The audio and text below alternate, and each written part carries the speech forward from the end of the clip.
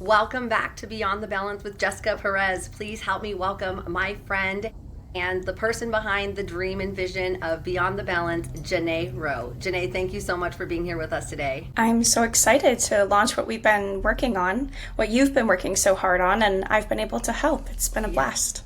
I am so excited to have you on today to share with people just all of the diversity inside of you and everything that you're creating. You've helped some of our friends to create some really cool logos, redesigns, refresh, and all the way to new. So tell our audience who you are by day, and then we'll get into Janae outside of the office and work. Great. My name's Janae Rowe. Like you said, I operate Desert Branding Co., and I'm also on a corporate journey. So kind of running all steam ahead on all sides. I'm also a mom to my sweet baby girl, Vera.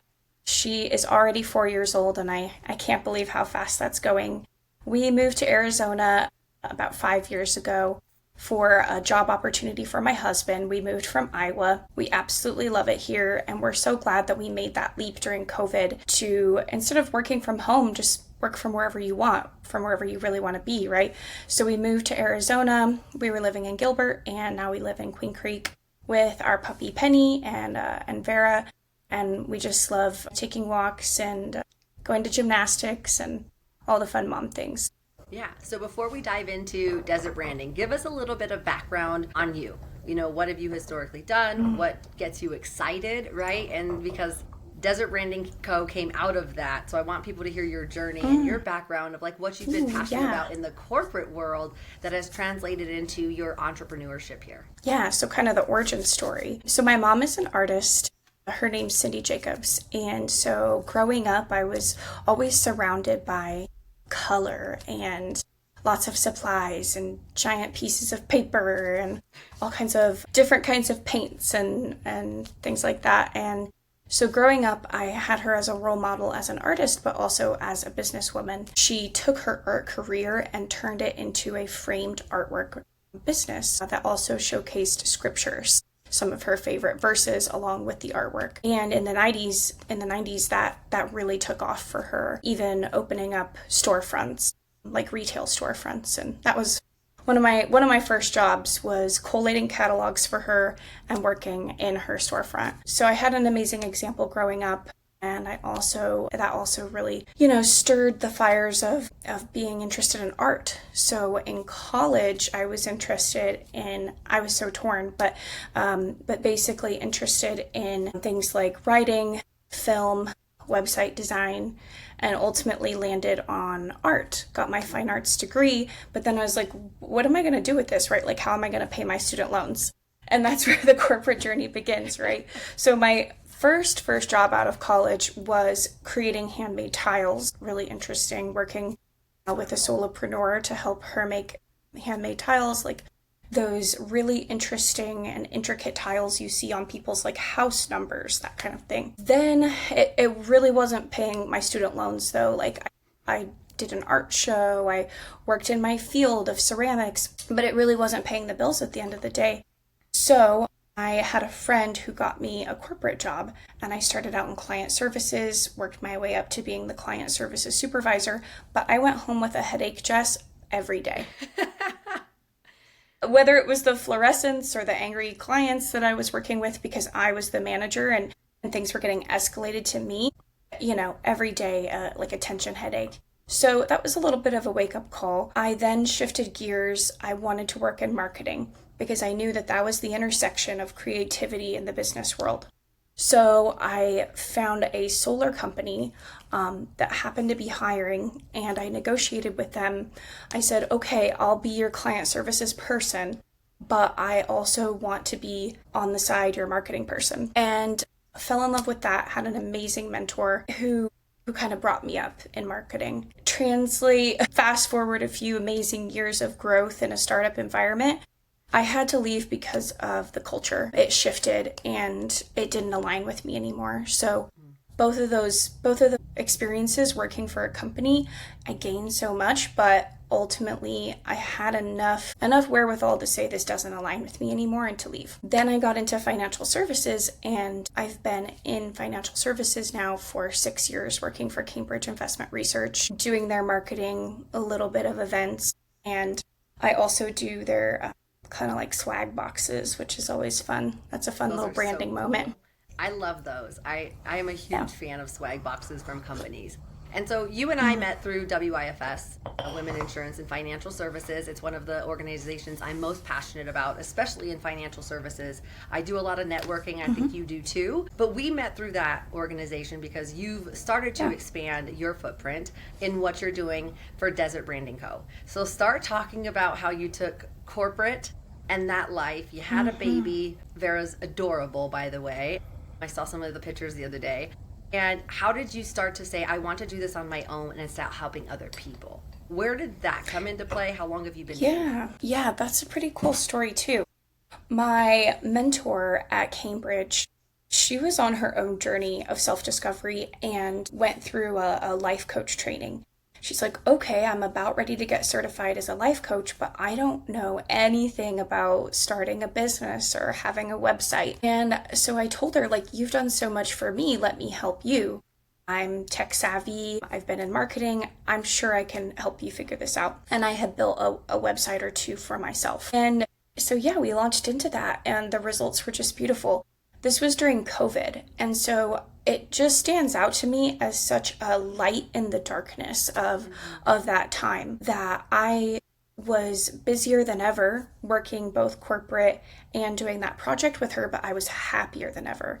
So fulfilled by helping that dream become real for her and help her build momentum to step into what she was actually passionate about. So that's where it was all born. I started out just consulting for her, then another woman who I knew. This was back, of course, during COVID, about 2020.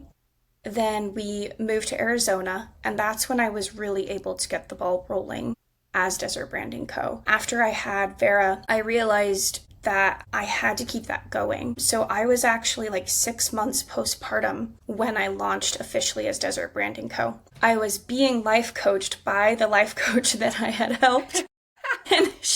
And I was in this group with all these other corporate women, and they're like trying to advance their corporate careers. And meanwhile, I'm like, let's reel this back a little bit actually. And I'm going to be working on writing copy for my website while we're all in this life coaching circle together. But yeah, since then it's really taken off. I'm still doing it on the side because it's not able to replace my corporate income, but that's kind of the origin story, and the ball's really been rolling ever since. Supplemented by networking, right? You mentioned networking, and that's where most of my clients come from. Mostly women, mostly solopreneurs who I know personally. I have started working now with some people that I've never met before because they just find me or I get a referral. But that's been awesome, being able to support women pursuing their true passion, pursuing their dreams, helping them gain momentum and really make that real. Oh, I love that. We're going to talk about this a little bit more, but I want to ask you a question because you started talking about this a little bit. And I think right now, so far, you're the only mom that I have that we've been doing this with that has this 3 dynamics. One, corporate America while still having your side hustle. That's the second piece. The third one is you had a baby during the pandemic. So talk to me about becoming a mom in the middle of that craziness, because it looks different for everybody in this. I don't want this to be a political discussion. I just want this to be your perspective of having a baby while the world is chaotic, right? So what did that look and feel like for you? Tell me a little bit more about that journey, because that in and of itself is a big situation and deal to go through. I'm certain you had feedback on both sides of it about like having a baby during a pandemic, what to do, what not to do, right? So share with the audience like your feelings, your emotions, and what that feeling was like. I think at that time when we moved to Arizona, we started to feel less isolated because Arizona was more opened up at that time than Iowa was. So on the one hand, it was an isolating time. On the other hand, everybody wanted to come visit me because I had just moved to Arizona. So pregnancy was a lot of ups and downs with my health, things that I didn't expect to happened. I won't go into too many details, right? But we all know that, like, in movies, a pregnant woman, okay, her feet hurt a little bit, she's a little tired, but in real life, that symptom list is actually like 2 pages long, not 2 lines long. And your experience is very different than mine, right? So even if you're talking to people who've had kids before about their experience and their journey to becoming a mom, their symptoms, their life, what, impacted them is very different than what will impact you. So it's so hard because, like you said, it's 2 pages long, and the gamut of like what happens to you, whether that's these couple of things or the extremes, it varies so much. Yeah. And then after having her and having a sort of unexpected C-section, I then felt like, whoa, my whole almost identity has been erased, and here I am just existing for this little thing who's crying and needs me so much. So what I also didn't expect, and that caught me off guard about becoming a mom, was just the loss of identity. You're getting like so much attention when you're pregnant, and then like afterwards, all that attention, let's be real, it comes off of you and it goes to the baby. Yes, and you were just the vessel that carried the baby now. And now you're Exactly. responsible for it, but everybody And cares immediately, so much like, about the baby. even the attitude of the nurses, immediately it all just changes. And so I was a little taken aback by that and surprised by that. But, I was thankful that I had a 3-month maternity leave.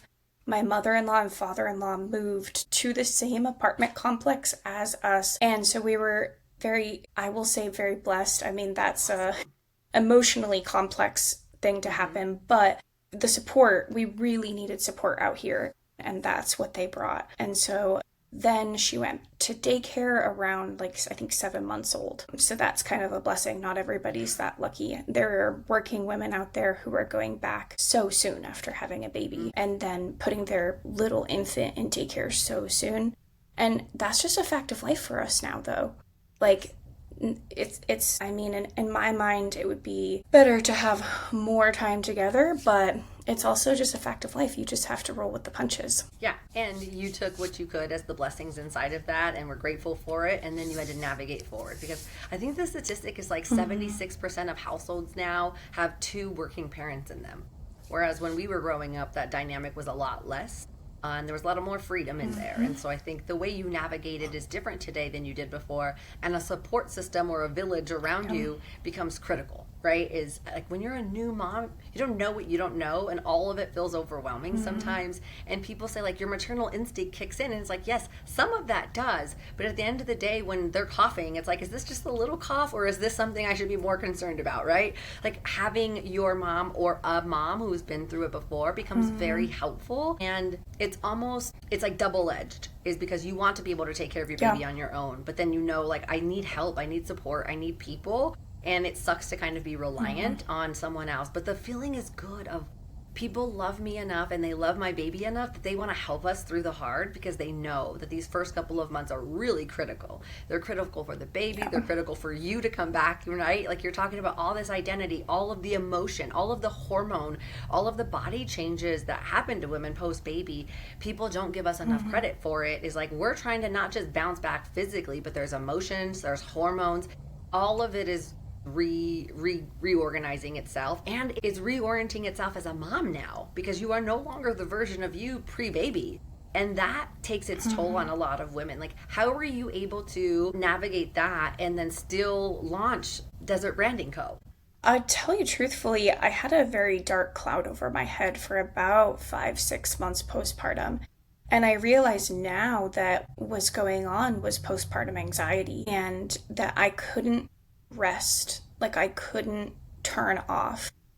Some people call it like, oh, your parasympathetic nervous system is like stuck in flight or flight, whether you are that woo-woo or not. That's where I was at, was hyper vigilant and so anxious that something was going to happen to my baby. And so, yeah, just not being able to rest, not to mention the sleepless nights that everybody's going through at that time. But I joined up, like I mentioned, with this sort of life coaching cohort, and we were meeting at, I think, like 7 o'clock Central Time, which was like 5 a.m. for me. And that was really tough, but I had to get up for those calls because they were like my lifeline towards like building something that was for me and building something that's ultimately for her so that I can have more of my time back to be with her. And so, you know, a lot of mompreneurs are like, yeah, my kids are the whole reason I do what I do, but like it's really true here, right? Like, and then just the creativity of it, right? Like having a creative outlet, I think is healing for somebody with a creative spirit. It takes it a time, is what you're saying. Like, it wasn't just this thing you did confidently and easily. You were anxious. There was anxiety inside of there. And I think women don't talk about that enough, right? And that's really why I want this podcast, is because I want women to talk about the things that like we're not talking about, that, you know, your postpartum struggle is different than mine, right? And it's different than the other women, but we all need to know, like, some of this stuff happens to us. It's okay. And the anxiety shows up and postpartum is there, and we have to keep going, and it's important to understand and call it what it is. I love that you talked about the support system and making yourself get up at 5 a.m. I am not an early riser, right? And people say like, oh, you only say that because you're not until you are. And it's like, I don't know that I could have done it. What inspired you, or what was like the driving force behind you making sure that you got up for that 5 a.m. call? I think just togetherness with other women was really important. And we were working through kind of a framework, like I think it's feelings, thoughts, actions, beliefs is in there somewhere. I'm sure all the coaches out there know exactly what order that's supposed to go in, but that was really helping me just recognize the power of my thoughts in adjusting my attitude, you know, the power of your own choice. So that was one reason I knew I had to get up for those calls, and that, you know, they were going to follow up with me if I didn't, right? Accountability. The accountability is, but yeah, it's huge, right? Accountability is huge for people to understand. Like, if you just give yourself an accountability person or put yourself in a group like this, that alone has some stickiness to it to make you want to do it. Yeah. Another thing at the same time that I did was I was on Facebook and I just searched like mom group, and what I actually ended up finding was a mom's networking group. It was a networking group. It wasn't exclusive to parents, but it was very much geared towards mompreneurs. And finding that group helped me create more of a community around me. And there are women in that group who shared with me that, like, when I first started that group and I was pretty newly postpartum, they saw me come out from that dark cloud. They saw my light come back on. And one of the women shared that it was just like a night and day change that I went through, sort of coming out of that and then coming into my own. Going back to my corporate job after 3 months, of course, was really hard, you know, pumping and driving and commuting. I went back to the office for a while. Before long, I advocated to go remote, and I was remote for 3 years. So that's also been a little bit of the secret sauce to my success, has been advocating for what I need from the company, and making a case and having women above me who supported me doing that. That is huge. That's so important to do that. Many people, especially in the corporate world, there's a lot of women listening who are like you, you're a mom, you have a corporate job, but you have this passion that you can't shake, that you need to pursue for freedom, for financial gains, to be able to really control your journey and your destiny, right? And so it's so hard to think about that, though, Janae, and you being able to advocate and speak for yourself has allowed you to be a better employee for them, right? Because you are getting something of what you want, and now you can reciprocate back to them that they actually care about you and gave you something, instead of being resentful towards this job. Because I often tell women, like, be grateful for the journey that you're on. You might not like your job right now, but it pays your bills and it helps you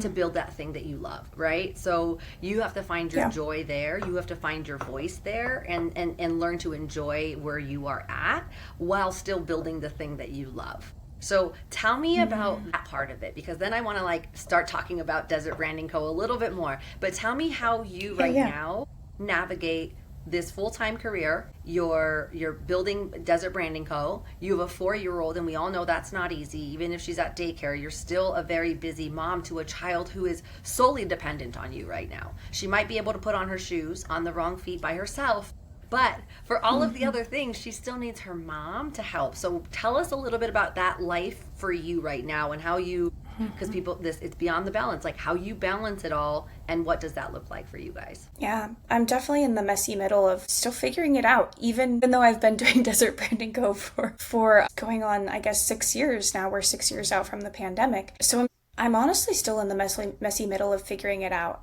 and it shifts. But one way that has worked is that I work with usually 2 clients at a time, and I usually try to start them on the same journey at the same time. And that somehow I've been supported by God that 2 new clients show up right about the same time, and we kick off. And they're not ever in like the same room together or the same Zoom room together, but I can tell you that that has helped immensely. So with Desert Branding Co., I have to keep my commitment to my day job, 7:30 to 4.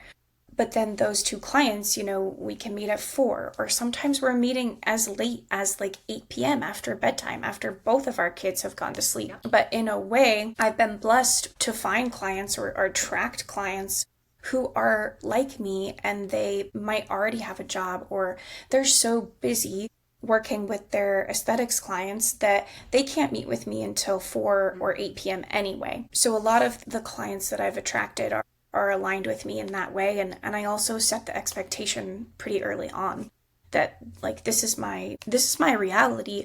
I might not be the fastest person at this because I'm not doing it full time, but you've seen my work and you've seen what I've done for other women. And so everybody's always been, so accommodating and so wonderful about that. As far as balancing like being a mom and corporate and everything, I feel like very recently I completely failed with that balance. I had like a bit of a health situation that was this big wake-up call for me that I'm not taking good enough care of myself. While I was juggling those 3 things that you mentioned, I'm also juggling like being a wife and taking care of a house and being a daughter and a sister and so many more things. But yeah, I had this really intense kind of health scare, and thankfully it's over the series of months, and with a little bit of physical therapy, I'm finally now back to being like me. But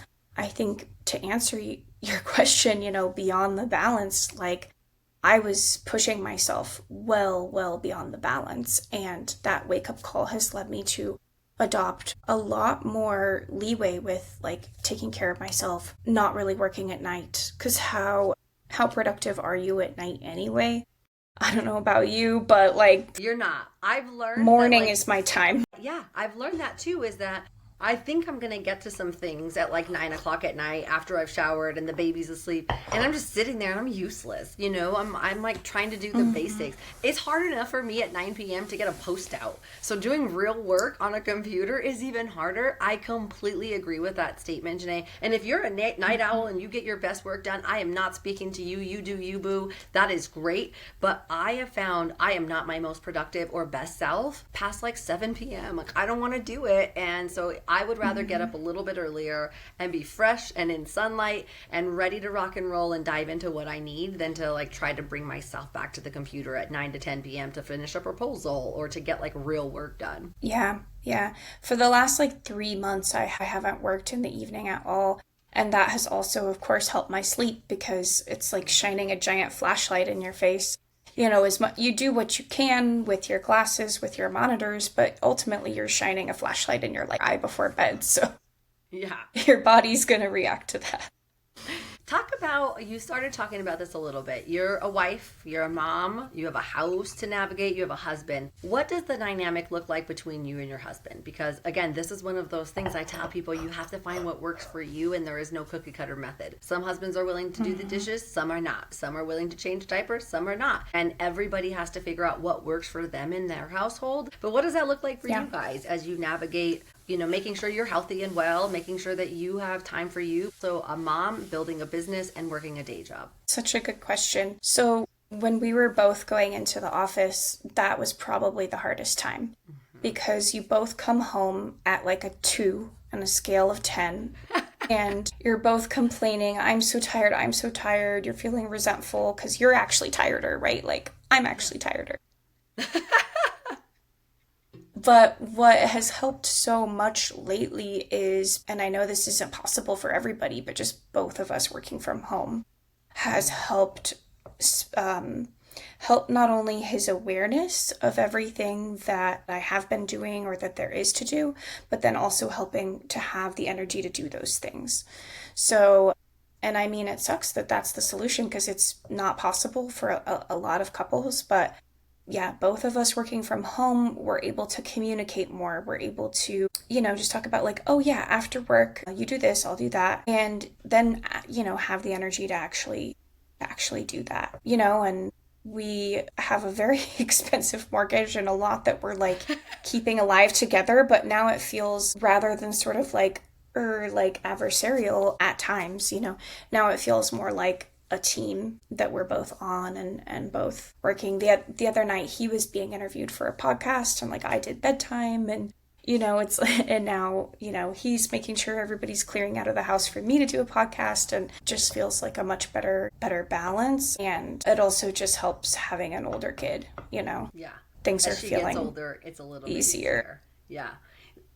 It also makes it hard to have another one when you think about that, because you're like, we're out of the hard stage, right? Because like that's what people will ask you, is like, are you having another one? All of those crazy questions. You're like, I just felt like we got through the hard and we're finally in like a really good place to be able to navigate life. I was reading something about that just the other day, Jess, that it takes about 2 years for women to physically recover from birth, but about 5 years for 4 to 5 years for the identity piece to really come full circle and really just regain who you are and be able to have that little bit of mental energy left over to like pursue what you want. Yeah. And that's so important that we set that example for our kids. What do you do to make sure that you have you time, Janae? How do you prioritize you in all of the busy, right? Because you said earlier that you weren't really doing that much, and then your health took a hit for that, and that was eye-opening for you.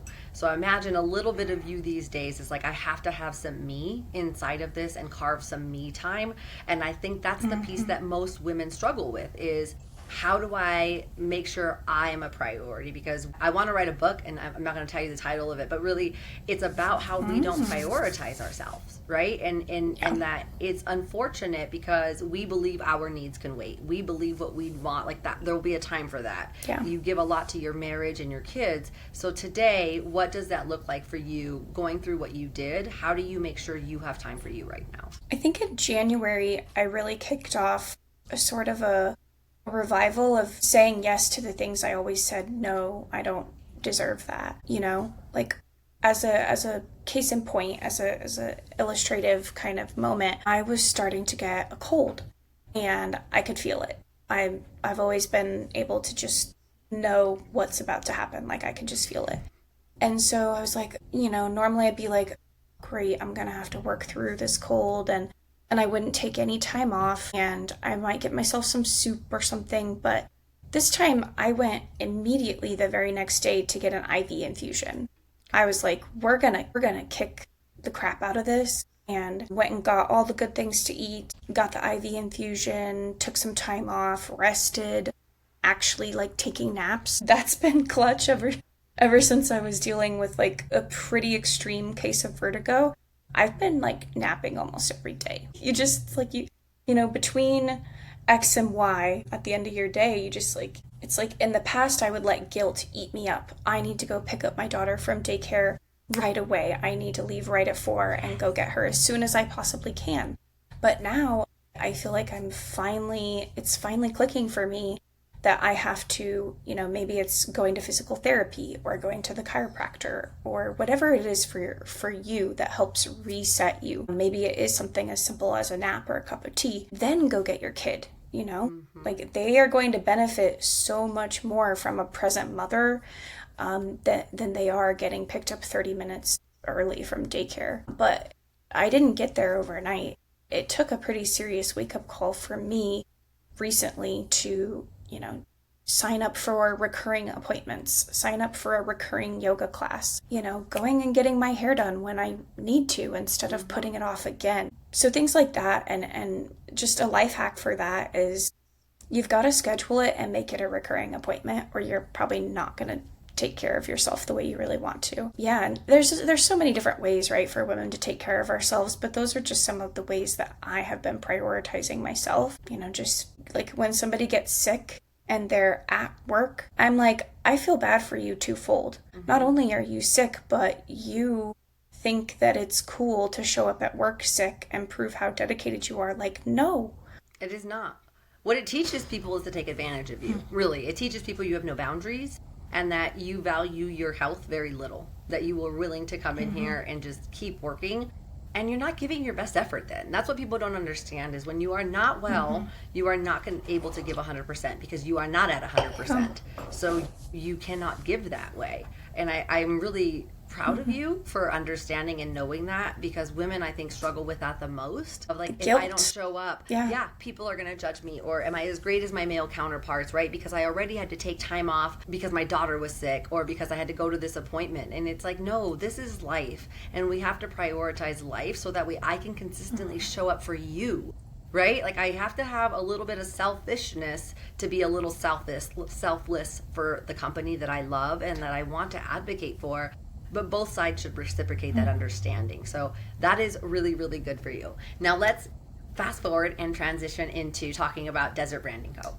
Because you and I met, and this was not long ago.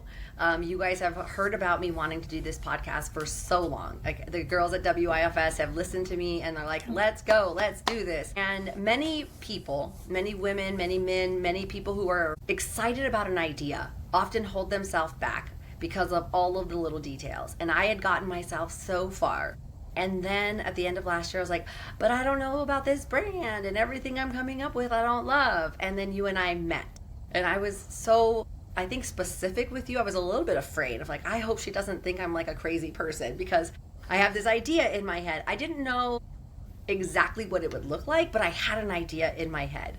And so share with everybody all that you do at Desert Branding Co. I mean, I know we'll unpack it a little bit more, but before I start talking about what we did together, I want you to be able to talk to them about like, hey, here's what I do. Here's how I help people. You help me a very specific way, but you help people in lots of ways. Thanks, Jess. So branding is kind of a buzzword, but here's how I define it. It's really the foundation. Branding versus marketing, they're both so important, but branding is the beginning. You can't do marketing if you don't have a solid foundation of branding. And what I work on for people is not just visual branding, how your logo looks and what your color palette is and how you keep everything consistent as far as your look and feel. It's also a foundation of what's my company description. I'm going to need business cards. I'm going to need maybe a simple website. I'm going to need a professional email address, Mary at marysbakery.com. If you start out your business with marysbakery@gmail.com, people aren't going to take you as seriously. So I'm helping you start with a really professional looking and sounding foundation. I also, with my website clients, write the website for them. It's so hard, especially for women, to talk about yourself. And so I take that piece completely off your plate. So I'm not just a logo designer. I am a brand builder and somebody who can come alongside you and make it real and build momentum and help you feel confident as you take your next step. Okay. And if you have your own brand already, how do you help people like that? Because sometimes people start a business, 10 years ago, and you could make your own artwork and stuff anywhere and everywhere back then. And it was okay. And so I don't discourage people from doing that, right? Everybody has to start somewhere. So if you start with this $99 thing, great. However, you got to elevate that. At some point, you want it to feel and look professional. So how do you help people with like their refresh, rebrands, things like that? What are some of the things or areas you cover there? Mm-hmm. I love how you talked about bootstrapping, because I recommend bootstrapping. Like, if somebody comes to me and, they really are not making any income from their business, I'm totally going to help them, just bootstrap it. They might not be my client, but I'm going to give them as much advice as I possibly can on how to bootstrap it. But all that said, if you're ready to like get some help and really take it to that next level of professional polish, that's where I come in with a brand refresh. And a brand refresh process is pretty similar to starting from the beginning, because I am going to kind of start from the beginning. Of course, I'm going to keep in some of that influence of the first logo or first brand, but I'm only going to keep as much as you want. Oftentimes when I'm doing a brand refresh, I will present them options that are like 25, 75, and 100% different from what they already had, so that they feel comfortable with how much we're evolving it. Or if they just want to start over fresh, we can do that. We can do that too. So there's a brand evolution, and we'll kind of talk about their comfort level with that.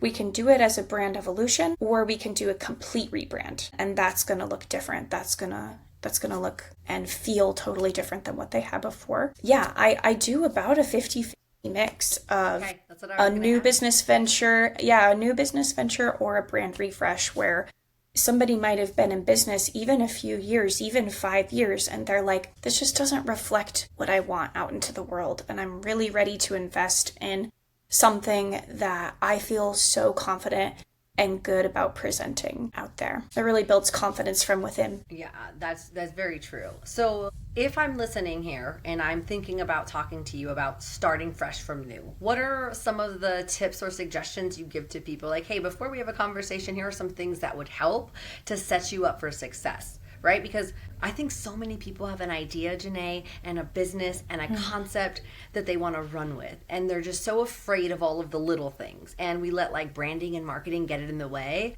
And it's a small part of who we are, but it's a big part of how people perceive us. So what are some tips you give people who start talking to you about starting a business or starting a brand or starting to work with you? What's the advice you have behind that? There is a misconception that when people come to me, they need to have their name picked out and their LLC registered, and they need to have their domain purchased. And I actually tell people, like, no, name development and picking out your domain, like, let me lend you my expertise on that. So name development is part of my process. If people aren't there yet, there's a lot we can do to optimize that name to help people find you better in the future. And it's like, you don't have to have your LLC set up. Like, I don't give legal advice, but basically some people feel like they need to have it all together to talk to me, and they don't.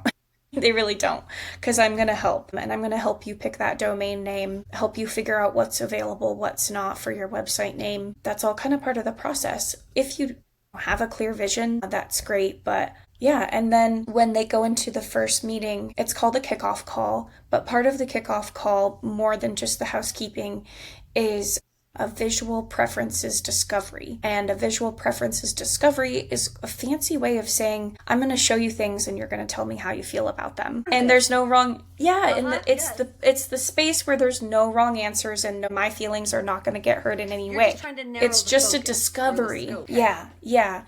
Narrow it down and get an idea of what you kind of like and don't like.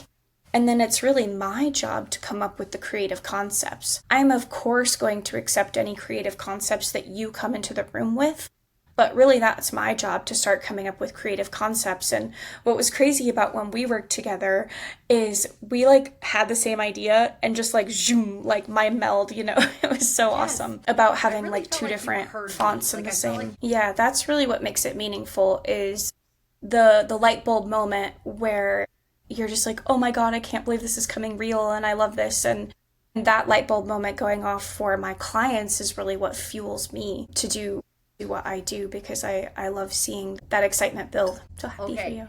Moms talk about. I'll start with the win. I think that I started, on Instagram. There's all this great content, but truth be told, some of it was not helpful to me. Take what you see on Instagram with a grain of salt, but I saw something that was about building your modern village. Our modern village is not going to look like our grandma's village. And our modern village is paid. I mean, frankly, we might have some family that comes into town, and ultimately my in-laws were here for a year. They moved back to the Midwest. Now they're back again. They've moved here again. And that's a big win for mom to have grandma and grandpa nearby. Back to what I saw on Instagram was building your modern village and not feeling bad about it. So case in point, you know, a daycare, a full-time daycare. That's part of my village. Instacart Plus.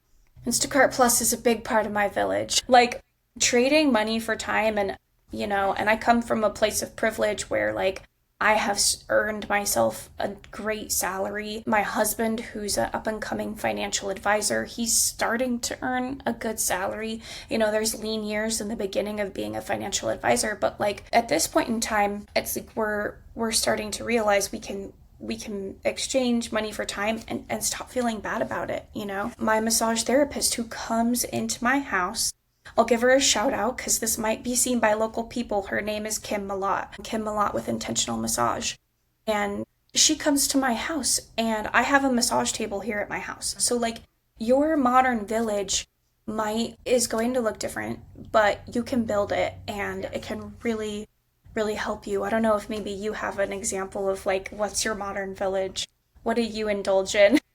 To give you time back. My husband hates doing so. I'm a and not feeling guilty about it. No. Like, you know, I'm working on that. Like we can all like apart, husband and I, to stay at home And mom really people willing to take help us. pleasure in helping other people. Women today Yeah. change. I would say that there's not as much of a learning curve to starting a business as there used to be. And there used to be all these barriers up, and now I feel like in the place and time that we live, you can start a business, like you can do it. And for somebody like me, my overhead is subscription fees. And if you can figure out a business that has very little overhead, maybe your only expense is a laptop and some subscription fees, like you can do it. And then just kind of start small. Like if your business that you're starting does require some actual investment of materials, start small by getting some, right? And then taking your profit and putting it back in. Take your profit and put it back in, and just build over time, because